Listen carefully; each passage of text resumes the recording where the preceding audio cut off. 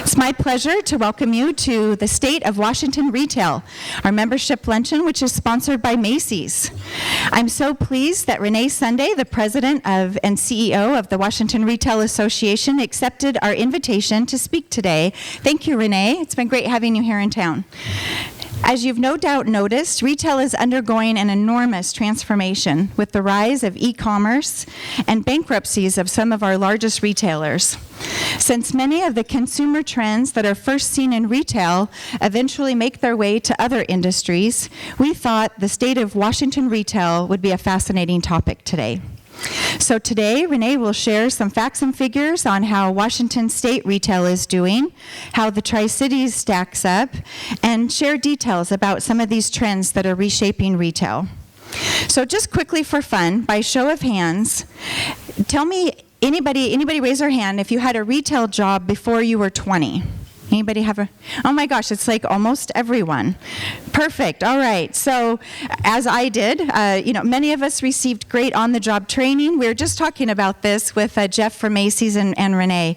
You could work after school and on weekends and earn money that brought us a little independence from our parents. So we have some exciting news to share with you this afternoon. We're pleased to announce that after a comprehensive self-review, the United States Chamber of Commerce has awarded us with a 4-star accreditation. We were previously awarded with a 3-star accreditation, so this is a major milestone. This prestigious honor puts us among the top 3% of chambers nationwide, and we're actually the only accredited chamber in the state of Washington. Accreditation with the U.S. Chamber of Commerce is the only program of its kind that defines organizational excellence in chambers. This past year, the staff of the chamber spent countless hours completing the accreditation process, working to demonstrate competency in 9 core areas: finance, programming, communications, technology, and governance, to name a few. We're very proud of the value we provide to our members. The 4-star accreditation affirms our sound policies, effective organizational procedures, and positive impact on our community. And I'd like to commend our staff, and in particularly Liz Renz. I think there's Liz. Liz, wave at us over there. Liz was the one who coalesced all the information for the many paged application. So we just wanted to share this with you. You'll see it in our communications as well, but it's really quite an honor for our chamber. So thanks for letting me share that, and thanks again to all of our staff. Thank you. All right, so now we're going to get to our program. The sponsor of our luncheon today is Macy's. Hopefully you enjoyed the models and some of the great things. They really took advantage of their opportunity to sponsor today. So please help me welcome Macy's, our local store manager, Jeff Demeray. Darn it, I did that. To the stage to say a few words and to introduce our speaker. Jeff? Darn it. All right, thank you, Lori. Good afternoon, everybody. We're really excited to be here and to be able to sponsor the Chamber of Commerce's June member luncheon. As Lori said, my name is Jeff Demeray, store manager of Macy's Columbia Center and the Macy Furniture Gallery. And I'm here along today with a lot of my colleagues over here at the table to really just thank you guys for all your business and also being part of the community. As the region's largest business organization, the Tri-City Region Chamber of Commerce is the voice of local businesses here in the Tri-Cities. They promote regional prosperity and strength, member businesses through advocacy, leadership, prosperity, networking, innovative business programs, and dynamic events like today's membership luncheon. Most notably, the Chamber is a champion for a stronger community, something very important to us all and something very important to us here at Macy's. At Macy's, we're here to make a difference and celebrate and enrich our local communities. This is a very important part of our commitment to giving back, sharing joy, and being there in times of need. In 2019, thus far, Macy's has donated more than $12 million to both local and national charities, and our colleagues have volunteered more than 38,000 hours in their communities. Most recently, in support of National Pride Month, Macy's Columbia Center, along with Macy's across the country, asked customers to round up their purchases to the nearest dollar to support the Trevor Project. The Trevor Project has an effort to end suicide among our LGBTQ community and youth. Last month, we also had a roundup campaign here in local Tri-Cities for Girls on the Run, an organization right here that benefit young teenage girls. So please come visit us at Columbia Center at Macy's Furniture Gallery. We have provided each of you with a $10 gift card that's good starting today through Sunday. Along with that, we've also provided you with a Create Your Own Sale coupon. It's good through February of 2020. Come on in, use it to create your own sale for 20% off. And then also, we want to invite you to come join us this Saturday for a special customer event opening at 9 a.m. Bring your coupon, bring your gift card, and come on in at 9 a.m. We have a lot of events going on, and we'd love to see you out there at the store.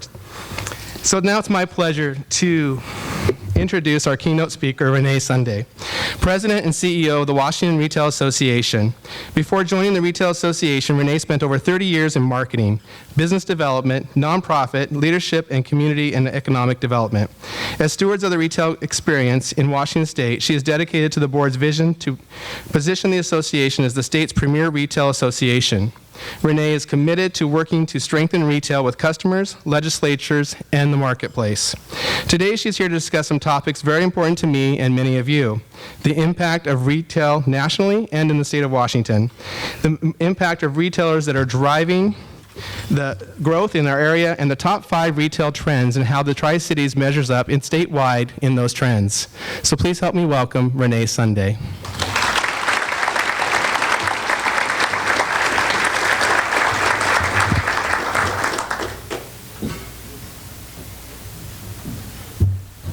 Well, good afternoon, everyone, and thank you, Jeffrey. It's great to be here today in the beautiful Tri-Cities. I have to admit, I feel very much at home here. I graduated from Pendleton High School and spent many weekends driving between Pendleton and the Tri-Cities, doing probably a little bit of retail therapy. So feels very much like home. I actually have some family that live here too, connected to the Brault family through my niece, and so it's great to have them in the audience as well. So a little bit about Washington Retail. We are a statewide association, and we represent approximately 3,800 storefronts across the state, and we have members that are represented in all 49 legislative districts. So we've been in existence for approximately 30 years, and we're headquartered in Olympia because, as you can imagine, we spend a lot of time up on the Hill lobbying. We also see ourselves and continue to strive to be an association that really is a steward of Washington's retail experience. So we advocate not only at the state level, but also at the local level through our Retail Industry Coalition of Seattle, and then also with Congress. We also provide a myriad of resources that are intended to help retailers save some money and really work to support retail throughout the state of Washington. So let me get my clicker going here. I want to start out with some facts. Many folks don't realize that retail is the nation's largest private sector employer. It supports 1 in every 4 jobs and actually represents 42 million workers. What we do know too is that retail contributes $2.6 trillion into the annual gross domestic product. When unemployment rates are down, and you all know this, and consumer confidence is high, retail certainly responds to that. And when there's threats of tariffs, whether it's in China or Mexico or Canada, or there's market volatility, then retail responds to that as well. In Washington, we are very fortunate. This past year, we saw consumers drive $170.2 billion into the state's economy. And that represents, and you can see, we've had steady growth over the past 5 years, but this last year was a significant increase at 9.6%. So very steady growth in the industry across the state of Washington. Our top 10 counties, which I think this is a little hard for all of you to see, at the top tier, the obvious counties that are the highest producers of revenue, include King, Pierce, and Snohomish. And then kind of right there in the middle tier, we see Spokane and Clark County coming in kind of right in the middle. And then Yakima, Thurston, and Benton County all sit right around $4 to $5 billion in sales tax revenue. Some categories that have continued to grow in terms of revenues are new and used auto dealerships. Those are up 2.3 or at 13.9 billion over this past year. And then definitely an increase in building materials at right around $7.5 billion. And no surprise, electronics and appliance stores are also up at 4.3 billion. In Benton County, I just pulled the more recent numbers on this, but Benton County's unemployment rate, shocked me, is down to 4.9%. And Franklin County is now at 5.6%. So some of the lowest unemployment rates, obviously, that we have seen in decades. And retail here in this area, both in Benton and Franklin, represents the fourth largest industry. So each of those counties have a little bit different mix above the top four, but retail sits right at 4. And then unemployment, according to, not unemployment, but Department of Revenue reported that 6.5% is the increase in sales tax in Benton, and then 9.6% in Franklin. So certainly you are seeing some significant growth in this region. In Washington State, kind of back to the big picture, we have approximately 400,000 people that are employed in the retail industry, and that represents $19.8 billion in wages. We also have approximately 75,000, let me get to there, 75,000 retail establishments across the state. And this number always gets me, but 51% of the state's general operating fund is tied to sales tax revenue. So it certainly is critical within our state. I think most of you know in our local communities, sales tax revenue is a critical, very important to our ability to provide basic services to the communities that we live in. So in Washington, did I turn it off? There we go. Oh, good. Thank you. Way to save me there. Thank you. In Washington, we are really fortunate. If you look at some of the logos here on the screen, really, we have been a driver of the retail industry. I guess in a sense, we have to sort of take credit for a lot of the disruption that's happening across the nation in retail. But I think one of the things that's important to note, and probably the most important part on this slide, is that although we have large corporate retailers that have been innovated in Washington, and of course large corporate retailers that are in Washington, like Macy's, that aren't headquartered here, it's important to know that 98.6% of retail is actually small business. And those businesses are under 50 employees. So small businesses are continuing to be a driver in the retail industry. And what we know is those businesses serve many of our tourists and really reinvigorate many of the main streets across the state of Washington. So I wanted to address 3 questions for you today, and these are questions that I get very commonly asked as CEO of the Retail Association. And one of them, in spite of what we just talked about, I still get asked is retail dying? The second question is, what are some of the key trends that you're seeing in the retail industry? And then lastly, how has legislation helped to level the playing field within the retail industry? So what we do know is that it was difficult. I think you all probably experienced this. In 2017, 2018, it was difficult to turn on any kind of news source on the radio and not hear about the retail apocalypse. And it was sort of, what is really happening with retail? And much of the conversation was really about online taking over, online versus brick and mortar. And so I think what's important to note, though, is there were many reasons why we began to see impacts and disruption in the industry. And some of those reasons were the very overexpansion that took place in the earlier years in 2005, 2006. We saw a lot of brands expanding their footprint. And this statistic always gets me, but in the U.S., there is 50 square feet of retail space per person versus 2.5 square feet in Europe. So we have a lot of retail real estate, which has also been part of our challenge. Also, bankruptcy of leveraged buyouts certainly took a hit on many retailers. And then at the bottom of this, or at the base, I think, of all of this is changing consumer habits. It's really all of us who have driven much of this change, and we saw that in the responses on how we all shop and what kind of channels we use to access the services and the products that we want to purchase. One of the most recent things that we're seeing in Washington State is also redevelopment of some urban centers. I don't know if any of you saw the news, but in Northgate, this is a pretty big deal. You know, there was a Nordstrom's that was there, I think one of the first Nordstrom's. Several retailers are moving out of Northgate, and it's for the purpose of redeveloping that area because there's so much growth in Seattle. And this one being tied to the NHL coming, and an opportunity to do redevelopment in that area to be able to serve a growing population and really the demand of tourists that are going to be coming to that area. So retail is really having to reinvent itself and evolve as we see urban growth happen, as well as the way it affects our more rural communities.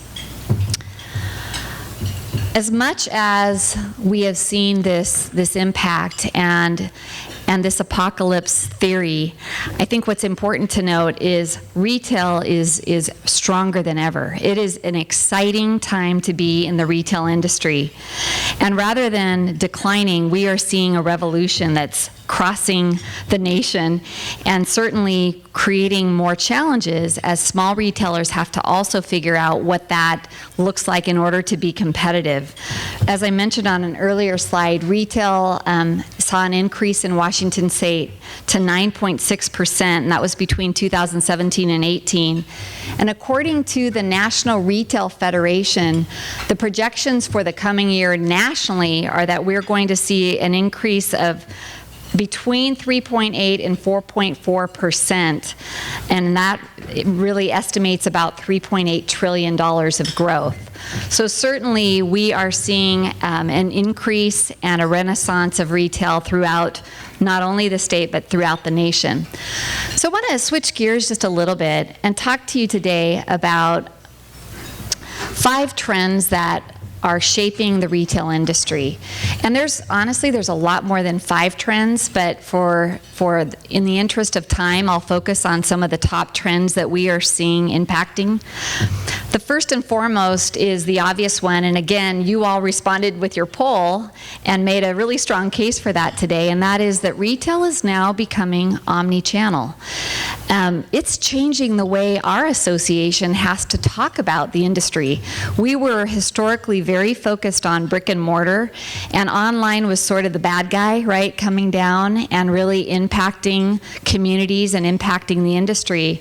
And the bottom line is that retailers across the board are now more and more omni-channel, and they are offering a number of ways to allow the consumer to access their goods, whether it is mobile apps, smartphones, obviously, desktop, all of those features are now options with how consumers are accessing their consumer choices.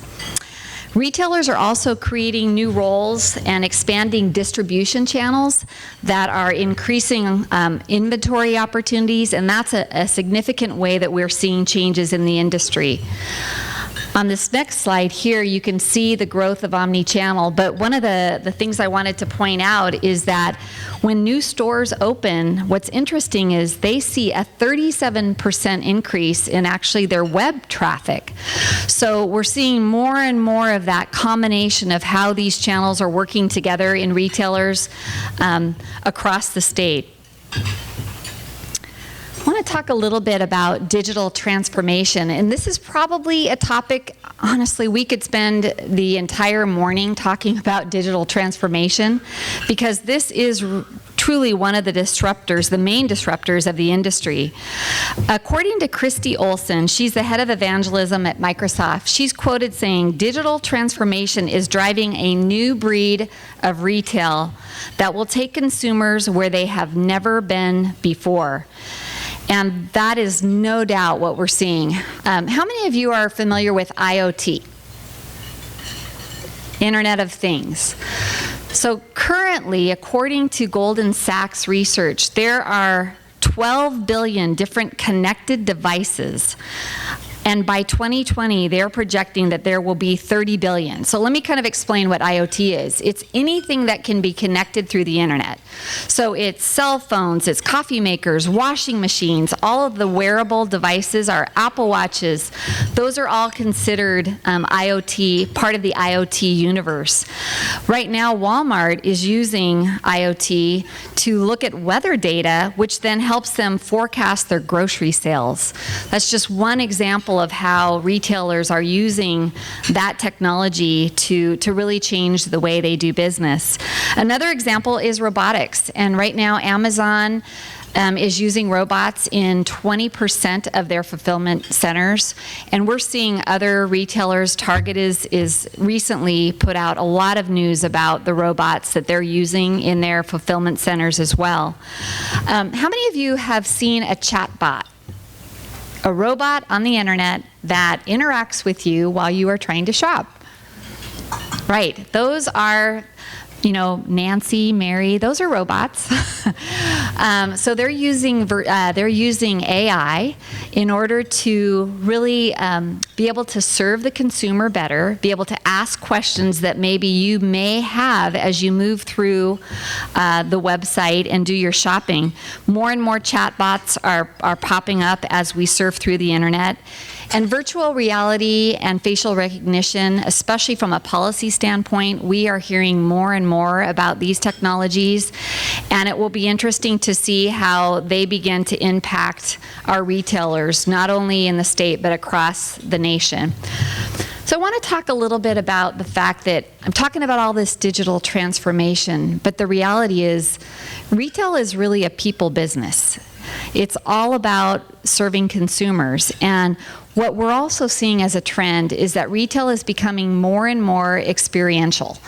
And as malls try to figure out how to draw in their consumers, with so many of us using online as our channel, our favored channel, malls are having to look at how do we reinvigorate ourselves and what can we do to do that. And some examples are we're seeing libraries in malls, we're seeing walking trails around malls, we're seeing medical clinics in malls, but some specific ideas of how retailers are creating experiences are, for instance, REI. They are offering kayaking, infield kayaking tours, definitely workshops within their stores that help the consumer understand how they can use their products. Another one that I just read about, which was really kind of catchy, is that IKEA is now having sleepovers. Yes, you can have a good night's sleep in IKEA. You can bring your jammies. They are doing yoga and meditation and bedtime snacks and giving you a chance to try out their furniture and really understand what it takes to have a good night's sleep. Another example of experiential retail is actually Macy's, and Macy's has now launched 36 in-store, and they're calling them story locations. And what this allows you to do is take a look at items being kind of themed together, and they're all Instagrammable. So photo worthy, which is a big part of really drawing in our Gen Zs and some of our generational interest in using technology and really creating that experience within the store. So it's becoming a really interesting time from an experiential standpoint. As much as online is growing, I want to remind everyone of this. Only 12% of sales are happening online. They are expecting, and we are expecting, significant growth by the year 2020. We're expecting that number to reach a little over 20%. But it's important to remember that still brick and mortar is where a large portion of sales are still happening. And that experience is part of the draw. Social media will continue to be a way that retailers interact with consumers more and more. And again, it's going to depend on what generation you are and your comfort level as a consumer. And I'll break that down a little bit for you as we talk about those generations. And then lastly, of the 5 trends, I want to talk about how Cherish Retail is actually going to be stronger than ever as we move forward. So as much as Amazon and Walmart and Costco, Walgreens is going to pick up a lot of the items of as far as what you need to buy, it's important to note that Cherish Retail, the things that you need to buy will also that you want to buy will also continue to grow. There's more and more of a demand for buy local, for artisan products, for unique things that maybe you can't find in every store, but an opportunity for Main Street stores to take advantage of how the consumer is looking for that special product, that personalized product as well. So good to see that trend continuing to balance out much of our technology-driven consumer needs. I want to talk a little bit about generational impacts, because this has become something that has really driven retailers in terms of understanding how their consumer wants to purchase items. And how many of you are, maybe this isn't fair, but how many of you are baby boomers in the room? So that would mean you're 54 or older. Okay, this is like, okay, I'm telling the truth here. I fall in there. I'm the last year of a baby boomer. And for baby boomers, the key words for baby boomers are price, convenience, and variety. So selection and price, not loyalty rewards. Those don't really impact a baby boomer. And really not so much the brand experience, but more so convenience and really price. And most baby boomers see themselves as pretty price savvy. 100%, or excuse me, a half of them do describe themselves as price savvy. And then only 19% of baby boomers really care about social media. So the way retailers are going to draw in baby boomers is actually still through direct mail and still through email. That's a preferred method of understanding and knowing what's being offered through a retailer. Gen X, on the other hand, so they're aged 38 to 52. Let's see a show of hands of Gen Xers. So pretty big crowd of Gen Xers too. For Gen Xers, the keyword is still deals, quality edges in there, and convenience. Price is still a big factor, but 85% say discounts did influence their most recent purchase, and they also don't care as much about brand loyalty. The thing about Gen Xers is that if they can get a good deal, they will switch from store to store. So there's not a lot of loyalty for a Gen Xer if they can find what they want. The way to reach this group is through email. 59% of them say that they do prefer email for marketing communication. And Gen Xers are certainly, interacting with social media, but not as much as some of the younger generations. So let's talk about millennials. Millennials, 22 to 37. Do we have some millennials in the room? Gosh, quite a few millennials too. That's awesome. I'm feeling older by the minute. Oh gosh. Millennials, their keywords are loyalty and personalization. This surprised me, millennials are the most brand loyal of all of the 4 generations. They are definitely attracted to loyalty reward programs, company reputations, and the company philosophies are also a big deal for many of our millennials. Price and quality do carry equal weight, and 34% say quality matters more than the price. So a real shift with our millennials. Equally though, 34% say that price matters as well. So you can reach millennials through Personalize marketing messages and communications. Millennials are not going to read a piece of direct mail that comes in the mail. Matter of fact, most millennials are not even going to their mailbox anymore. So a very different approach in the retail world with how to reach these millennials. And then Gen Z, which is age 21 and under. Do we have any young ones in the room here? We do. Yay! I wasn't sure if we would. That's awesome. They're probably one of the models, too, that we're... For Gen Z, keywords are authentic, quality, and personalization. They care more about quality also, and brand prestige is also very important to Gen Zers. They don't hunt for bargains, which is interesting, but they will hunt to find the perfect customized product. They will shop, and this is what's interesting. I say they won't hunt for bargains, but Gen Zers will look for items that are secondhand because they are very passionate about recycling. They're very passionate about sustainability, and it certainly comes through in their consumer choices. So we're going to reach the group of Gen Zers by social media. That is their primary way of getting information about promotions of events and experiences. Email matters much less to this generation. So take a minute here and watch this video about how Gen Z interacts with our malls.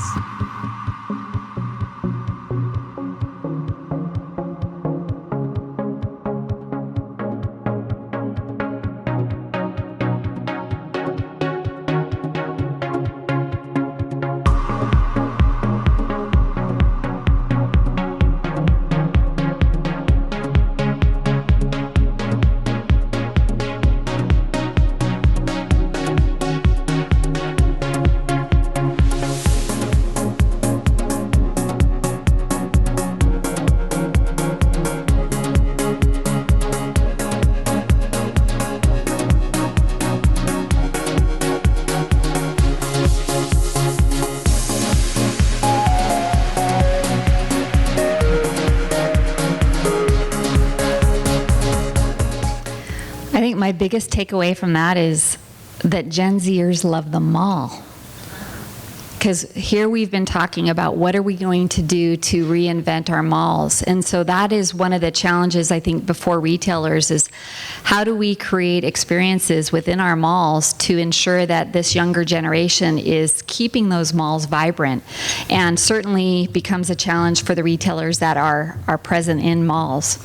So I want to move into a conversation about retail's workforce. And with all of the discussion about digital transformation, as you can imagine, retail's workforce is changing radically. Only 45% of retail employees actually work in a sales position now. So it's requiring even entry-level individuals to have a technology, at least comfort level. As you go into most stores, you can see them using iPads, using technology to check out customers. But that technology shift is really changing the workforce needs for our industry. It is an industry of opportunity, and I want to give you some interesting stats. 62% of retail store managers reach their current position by moving up through retail. So there is certainly opportunity. I talked to Jeff about this. He has spent his entire career in retail. And so there really is that opportunity to expand knowledge and skills with the industry as it evolves. 6 in 10 store employees actually have been promoted, and 29% are part-time. And this is a thing that really impacts us when we're working on the Hill and legislating for retail, is that part of why people want a retail job is that they need flexibility. 37% of that 29% number are actually in retail because they actually want a part-time job, and they do it specifically because they're going through school. So it is one of those jobs that provides that type of flexibility. 21% say they work in retail because they have another job, but they want to supplement that job with other income, so they work in retail. And then 11% of the folks that are working in retail are doing it because they want to have flexibility with their families, and they don't necessarily want to have a full-time job. So the opportunities that are presented in retail do allow for quite a bit of flexibility in the industry. So I want to move into my last couple of slides before I wrap up and talk a little bit about some recent legislation that is impacting the retail industry.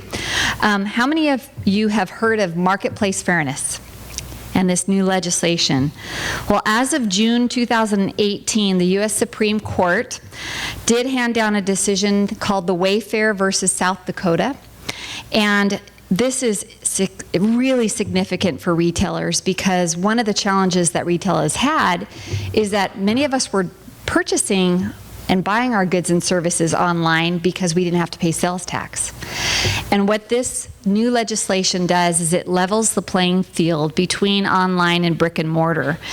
As of March 2019, Washington State did approve the Remote Seller Sales Tax Collection Bill. That's SB 5581. And this does require remote sellers to collect sales tax. And right now, the parameters are if they have more than $1,000 in gross revenues, $100,000 in gross revenue, or at least 200 transactions. So certainly going to help even that playing field between our online only retailers and our brick and mortar. Washington Retail supported that legislation. It was high priority for us, and as I mentioned, it became effective as of March 14th, 2019. And then lastly, I wanted to mention the non-resident sales tax. This is something that could have some impact on the Tri-City area. This goes into effect as of July 1st. And so no longer will your Oregon friends be able to come into Washington and go to their retailer and show their ID and say, I'm an Oregonian, and then receive and have the ability to not pay sales tax. But what they are going to be able to do is, if they keep their receipts, for instance, between July 1st and the end of the year, they would then submit their receipts and receive a refund. That would be only on the state portion, so on 6.5% of their sales tax paid. But we were very concerned as a state association about this legislation. We think that it's going to have a significant impact, maybe not as much in the Tri-Cities, but certainly in the Portland, Vancouver area. It is going to impact the decision for out-of-state residents to purchase items in Washington State. I think here, what the benefit that you have in the Tri-Cities area is that if you look at the surrounding communities, really the Tri-Cities is a core urban area for retail. And so there's not as many options to go elsewhere. But certainly this has the potential to impact Washington State. We oppose this bill. We are concerned about it moving forward. And it may be something that if you are in retail, you'll want to educate your employees, but as well educate those consumers that are coming in about what their options are. So last slide today, I am very hopeful that through this presentation you were able to kind of have a takeaway of maybe something you hadn't thought about in the past. What I think is important to note is that retail impacts our communities. And I love this tagline that the National Retail Federation uses, and that is, retail impacts everyone, every day, everywhere. You really can't get away from retail. We all interact with the retail experience on a daily basis. So thank you very much for your time today. I want to say one thing while Lori's coming up, and that is we do produce a weekly newsletter that focuses on industry trends, on legislation that impacts the industry. And if you are at all interested, if you want to give me your business card at the end of the meeting today, or leave your card on your plate or by your plate, I'll go ahead and pick that up and we'll get you added into our database. So thank you very much for your time. Appreciate it.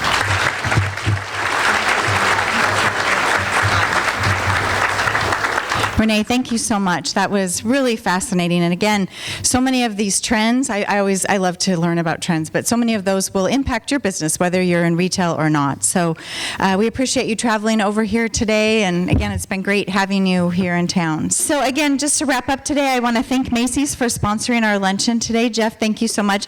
And a quick reminder, so for baby boomers and Gen Xers, there's paper on your tables. Do you have like a code or something that the millennials and the Gen Zs can use on their phones? But so there's the small one expires Sunday, is that right? It does, and it's good on everything. Everything. So, and then this is make your own sale, and this lasts through, I don't have my glasses on now, February. So this is wonderful. And Jeff was telling me before we started the program, they're one of 200 stores going through an extensive remodel. So if you haven't been to Macy's, or how long is it going to take, Jeff, before it's finished? Several more months. Okay, so just keep your eye on Macy's. I haven't done any major renovations since it was built probably in the 60s or the 70s. So we're going to have a brand new store here in the Tri-Cities, and we appreciate your membership and we appreciate your sponsorship. So thank you very much. And then I also want to thank Renee again for coming here today and your informative presentation, and the staff at the Columbia Center Red Lion. Hopefully you enjoyed your food today, and a sincere thanks to all of you for attending. A quick reminder, next month, our State of the Cities luncheon, one of our favorites, featuring the mayors of Kennewick, Pasco, Richland, and West Richland, and it's one of our most popular events. I believe we're at the Pasco Red Lion, so be sure to start to register and save your seats. And then I hope you have a great afternoon, and I wish you all a great 4th of July. Let's be sure to take some time to thank those who sacrificed to ensure a better future for all of us. Thanks, and have a great afternoon.